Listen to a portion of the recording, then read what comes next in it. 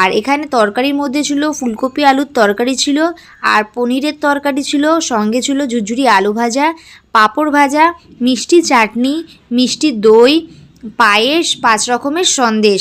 যেহেতু ছেলেদের অন্নপ্রাশন 6 মাসে কিংবা 8 মাসে করতে হয়, শুক্রবার থেকে বাবু 7 মাসে পা দিচ্ছিল।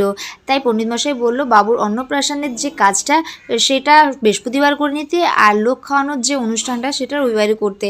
তাই আমরা ছোটো মোটো করে বৃহস্পতিবারে বাবুর অন্নপ্রাশনটা করে নিয়েছিলাম। আর বৃহস্পতিবারে বড় প্রোগ্রাম করলেও অনেকে আসতে পারতো না, কারণ অনেকের অফিস থাকে।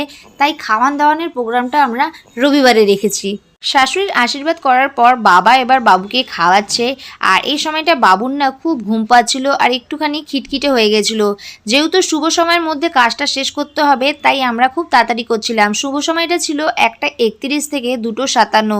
তাই যেমনি করে হোক ওকে আশীর্বাদ করে মা খাওয়ালো। এরপরে ওর বাবার পালা।